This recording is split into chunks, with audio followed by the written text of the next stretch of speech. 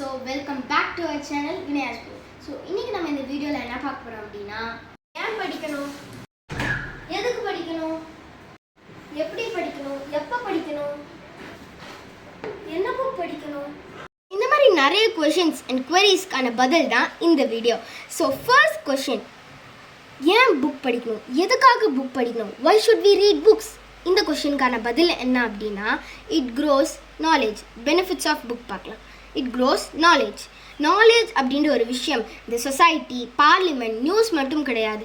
நம்மளோட self management, self discipline, self care, self tasks and stage fear இதெல்லாம் பயமின்றி பண்ணவும், அது மட்டும் இல்லாமல் கிறிஸ்டல் கிளியராக நம்மளோட ஒர்க்கை முடிக்க ஒரு கைடன்ஸாக இருக்கிறது தான் புக்.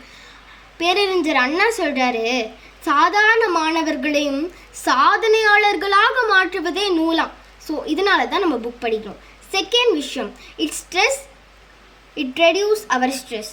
ஒரு 5th பொண்ணுக்கிட்ட போய் ஏன் சோகமாக இருக்கேன்னு கேட்டால் ஸ்ட்ரெஸ்ஸு, ஆங்ஸைட்டி, டிப்ரெஷன்றாங்க. கேட்டால் எக்ஸாம் ப்ரெஷர், ஹோம்ஒர்க் ப்ரெஷர், அந்த ப்ரெஷர், பேரண்ட்ஸ் ப்ரெஷர், டீச்சர் ப்ரெஷர்ன்றாங்க. ஏன் நானே ஒரு காலத்தில் அப்படி தான் சொல்லிட்டு இருந்தேன். ஸோ இதுக்கெல்லாம் உங்களுக்கு ஒரு ரிலீஃப் கிடைக்கணும்னா புக்கு தாங்க. உங்களுக்கு பிடிச்ச ஸ்பாட்டில் உங்களோட ஃபேவரட்டான, உங்களுக்கு உங்களோட ஃபெமிலியரான புக் எடுத்துகிட்டு ஒரு 2 பேஜ் 3 பேஜ் படிக்கும் போது நம்ம உலகத்தை விட்டு அந்த புக்கு உலகத்துக்குள்ளே போவோம். அதாவது ஓப்பன் அ புக், ஓப்பன் அ வேர்ல்ட். ஒரு புக்கும் ஒரு மாயாஜால உலகத்துக்குள்ளே நம்மளை எடுத்துகிட்டு போகும்.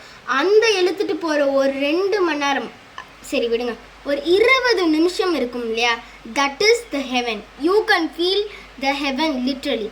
ஸோ தேர்ட் பாயிண்ட் என்னென்னா, கிவ்ஸ் யூ டீப் ஸ்லீப். ஒரு புக்கு படிக்கிறதால ஒரு நாளைக்கு ஒரு பேஜ் படித்தாலும் அந்த ராத்திரி உங்களுக்கு ஒரு நிம்மதியான தூக்கம் வரும்ன்றாங்க.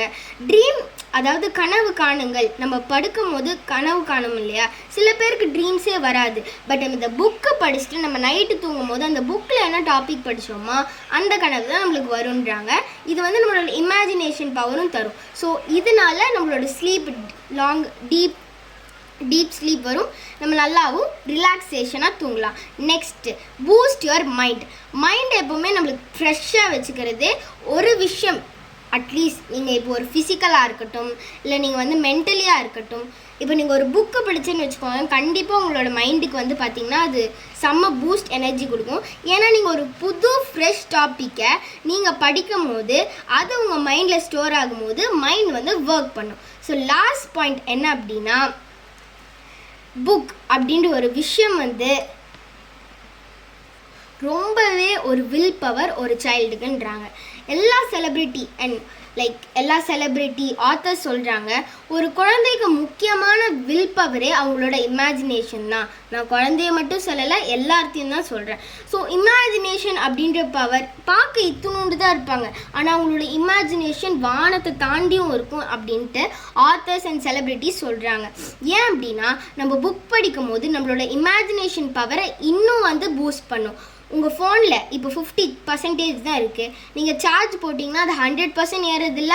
அதே மாதிரி தான் நம்ம மைண்ட் இப்போ 50% தான் இருந்துச்சுன்னா புக்கு படித்தா கண்டிப்பாக 100,000 சார்ஜே ஏறிடும். ஸோ புக் ஏன் படிக்கணும்னா இதனால தான் படிக்கணும். நெக்ஸ்ட்டு, படிக்கும் போது ஃபோக்கஸ் இல்லை, அங்கங்கே மைண்ட் டிஸ்ட்ராக்ஷனாக இருக்குது. இதுக்கு என்ன பண்ணணும் அப்படின்னு பார்த்தீங்க அப்படின்னா, உங்களுக்கு படிக்கும் போது டயர்டாக, ஐயோ இவ்வளோ சாப்டரா அப்படியே பார்க்கும்போது திகட்டுதுன்னா ஒரு பேப்பர் எடுத்துகிட்டு பேஜ் நம்பர் 1 இல்லை சாப்டர் 1 அப்படின்னு எழுதிக்கோங்க. ஸோ எழுதிட்டு ஒரு பேஜ் முடித்தோடனே அதை டிக் பண்ணும்போது அந்த ஃபீல் ரொம்பவே உங்களுக்கு இன்னும் எனர்ஜியை பூஸ்ட் ஆகும். அப்பாடா ஒரு பேஜ் முடிச்சிட்டோம், உங்களுக்கு ஒரு சூப்பரான ஃபீல் கிடைக்கும். நெக்ஸ்ட்டு, நீங்கள் படிக்க போகும்போது உங்களோட பேட் இன்சிடெண்ட் வந்துட்டு போகுது அப்படின்னா, ஒரு மாதிரி பேட் மூட்லேயே இருக்கீங்க அப்படின்னா, உங்களோட பாஸ்ட் ஹாப்பி மெமரிஸை ரீகலெக்ட் பண்ணும்போது ஆட்டோமேட்டிக்காக உங்களோட சேட் மூட்லேருந்து நீங்கள் ஹாப்பி மூடுக்கு மாறிடுவீங்க. ஸோ இப்படி தான் நம்ம படிக்கும்போது ஃபோக்கஸாக இருக்கணும். ஸோ நெக்ஸ்ட்டு, இதெல்லாம் ஓகே, பட் நான் என்ன புக் படிக்கிறது, எனக்கு அது தெரியல, நான் எப்படி சூஸ் பண்ணுறது அப்படின்னு நினச்சிங்கன்னா, இப்போ நம்ம படம் வைஸாக போயிடலாம். இப்போது உங்களுக்கு காமெடி படம் பிடிக்குதுன்னா நீங்கள் சூஸ் பண்ண வேண்டிய புக் 10. ரொம்பவே லாஃப்டராக ரொம்ப அழகாகவே இருக்கும் இந்த புக்கு. நெக்ஸ்ட்டு, உங்களுக்கு பார்த்திங்கன்னா ஒரு ட்விஸ்ட் அண்ட் மிஸ்டீரியஸ் அந்த மாதிரி ஒரு படம் பிடிக்கும் அப்படின்னா நீங்கள் சூஸ் பண்ண வேண்டிய புக் த ரசவாதி த அல்கெமிஸ்ட். இல்லை எனக்கு ஒரு மாதிரி எமோஷ்னல் கனெக்ட் ஆன மூவிஸ் தான் பிடிக்கணும்னா நீங்கள் சூஸ் பண்ண வேண்டிய book father to his daughter letter. Jawaharlal Nehru ஜெயிலில் இருக்கும்போது அவங்களோட பொண்ணு இந்திரா காந்திக்கு ஒரு தந்தையாக பக்கத்துலேருந்து என்னென்னலாம் சொல்லணுமோ அதெல்லாம் ரொம்ப அழகாகவே வந்து கன்வே பண்ணியிருப்பாங்க இந்திரா காந்தி மேம்கிட்ட.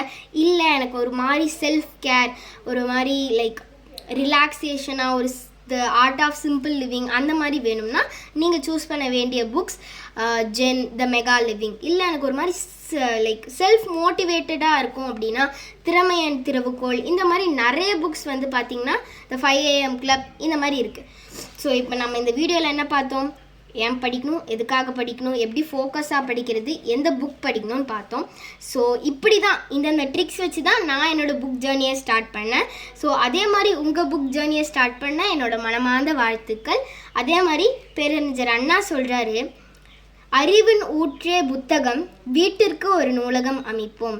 So thank you. இதே மாதிரி இன்னொரு யூஸ்ஃபுல்லான இன்ஃபர்மேட்டிவான வீடியோவோட உங்களை சந்திக்கிறேன். So bye.